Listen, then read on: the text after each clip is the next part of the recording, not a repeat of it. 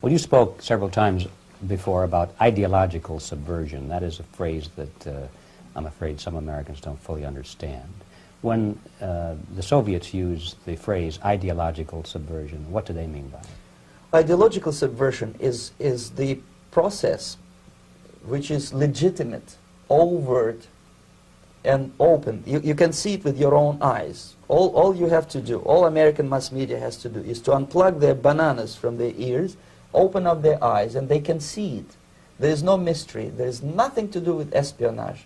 I know that espionage intelligence gathering looks more romantic. It sells more deodorants through the advertising, probably. That's why your Hollywood producers are so crazy about James Bond type of thrillers. But in reality, the main emphasis of the KGB is not in the area of intelligence at all. According to my opinion and opinion of many defectors of my caliber, only about 15% of time, money, and manpower is spent on espionage as such. The other 85% is a slow process which we call either ideological subversion or active measures, активные мероприятия in the language of the KGB, or psychological warfare. What it basically means is to change the perception of reality of every American to such an extent that despite of the abundance of information, no one is able to come to sensible conclusions in the interests of defending themselves, their families, their community, and their country. It's a great brainwashing process which goes very slow, and it's divided in 4 basic stages. The first one being demoralization. It takes from 15 to 20 years to demoralize a nation. Why that many years? Because this is the minimum number of years which requires to educate one generation of students in the country of your enemy, exposed to the ideology of the enemy. In other words, Marxism-Leninism ideology is being pumped into the soft heads of at least 3 generations of American students without being challenged or counterbalanced by the basic values of Americanism, American patriotism. The result you can see. Most of the people who graduated in the 60s, dropouts or half-baked intellectuals, are now occupying the positions of power in the government, civil service, business, mass media, educational system. You are stuck with them. You cannot get rid of them. They are contaminated. They are programmed to think and react to certain stimuli in a certain pattern. You cannot change their mind, even if you expose them to authentic information, even if you prove that white is white and black is black, you still cannot change the basic perception and the logic of behavior. In other words, these people, the process of demoralization is complete and irreversible. To get rid society of these people, you need another 20 or 15 years to educate a new generation of patriotically minded and common sense people who would be acting in favor and in the interests of United States society. And yet these people who've been programmed and, as you say, in place, and Yes. who are favorable to an opening with the Soviet concept, these are the very people who would be marked for extermination in this country? Most of them, yes. Simply because the psychological shock when they will see in future what the beautiful society of equality and social justice means in practice, obviously they will revolt. They will be very unhappy, frustrated people. And the Marxist-Leninist regime does not tolerate these people. Obviously they will join the links of dissenters, dissidents. Unlike in present United States, there will be no place for dissent in future Marxist-Leninist America. Here you can get popular like Daniel Ellsberg and filthy rich like Jane Fonda for being dissident, for criticizing your Pentagon. In future, these people will be simply squashed like cockroaches. Nobody is going to pay them nothing for their beautiful, noble ideas of equality. This they don't understand, and it will be greatest shock for them, of course. The demoralization process in the United States is basically completed already. For the last 25 years, actually it's overfulfilled, because demoralization now reaches such areas where previously not even Comrade Andropov and all his experts would even dream of such a tremendous success. Most of it is done by Americans to Americans, thanks to lack of moral standards. As I mentioned before, exposure to true information does not matter anymore. A person who was demoralized is unable to assess true information. The facts tell nothing to him. Even if I shower him with information, with authentic proof, with documents, with pictures, even if I take him by force to the Soviet Union and show him concentration camp, he will refuse to believe it until he is going to receive a kick in his fat bottom.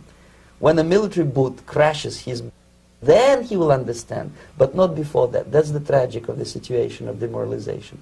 So basically America is stuck with demoralization, and unless, even if you start right now, here, this minute, you start educating new generation of Americans, it will still take you 15 to 20 years to turn the tide of ideological perception of reality back to normalcy and patriotism.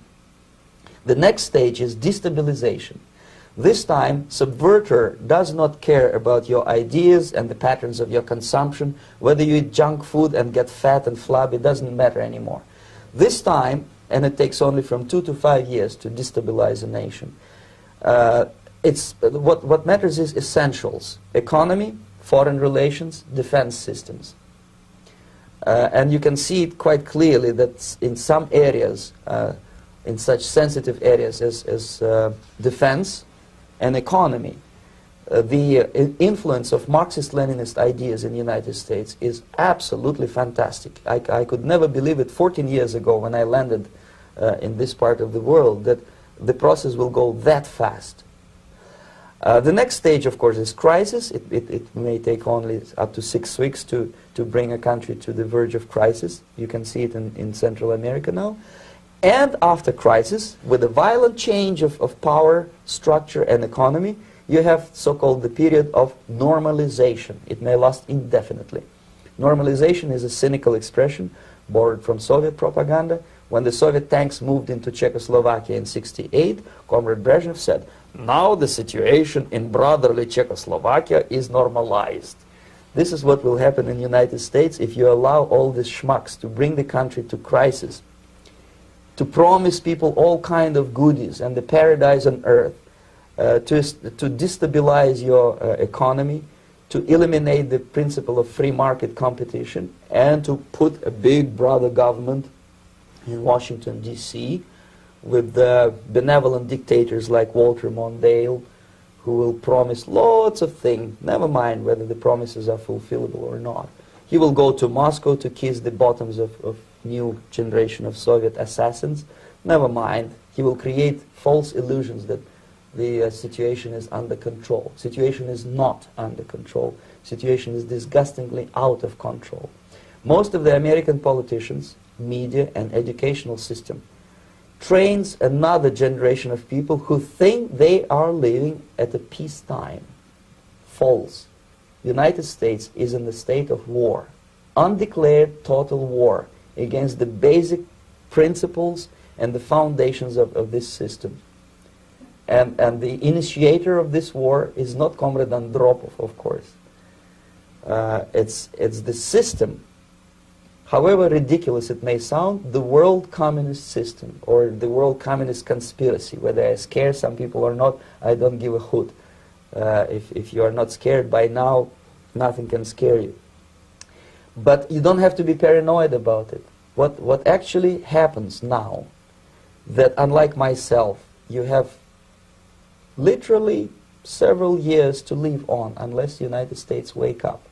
The time bomb is ticking. With every second, the disaster is coming closer and closer. Unlike myself, you will have nowhere to defect to, unless you want to live in Antarctica with penguins. This is it. This is the last country of freedom and possibility. Okay, so what do we do? What is your recommendation to the American people?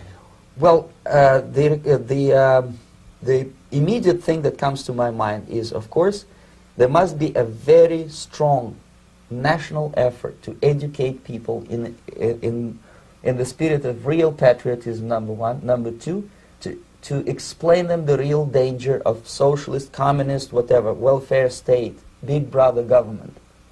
If people will fail to grasp the impending danger of that development, nothing ever can help United States. You may kiss goodbye to your freedom, including freedoms to homosexuals, to prison inmate. All this freedom will vanish, evaporate in 5 seconds, including your precious lives. The second thing, the moment at least part of United States population is convinced that the danger is real, they have to force their government. And I'm not talking about sending letters, signing petitions, and all this beautiful, noble activity. I'm talking about forcing United States government to stop aiding communism. Because there is no other problem more burning and urgent than to stop the Soviet military-industrial complex from destroying whatever is left of the free world. And it is very easy to do. No credits, no technology, no money, no political or diplomatic recognition, and of course no such idiocy as grain deals to USSR. The Soviet people, 270 millions of Soviets, will be eternally thankful to you if you stop aiding a bunch of murderers who sit now in Kremlin and whom President Reagan respectfully calls government. They do not govern anything, least of all such complexity as the Soviet economy. So two very simple, maybe too simplistic answers or solutions, but nevertheless they are the only solutions. Educate yourself, understand what's going on around you. You are not living at a time of peace. You are in a state of war, and you have precious little time to save yourself. You don't have much time, especially if you are talking about young generation. There's not much time left for convulsions to the beautiful disco music. Very soon it will go, just overnight. If we are talking about capitalists or wealthy businessmen, I think they are selling the rope on which they will hang very soon. If they don't stop, if they cannot curb their unsettled desire for profit, and if they keep on trading with the monster of the Soviet communism, they are going to hang very soon. And they will pray to be killed, but unfortunately they will be sent to Alaska probably to manage industry of slaves. It's simplistic. I know it sounds unpleasant. I know Americans don't like to listen to things which are unpleasant. But I have defected not to tell you the stories about such idiocy as microfilm, James Bond type espionage. This is garbage. You don't need any espionage anymore. I have come to talk about survival. It's a question of survival of this system. You may ask me, what is it in for me? Survival, obviously, because unlike, as I said, I am now in your boat. If we sing together, we'll sing beautifully together. There is no other place on this planet to defect to.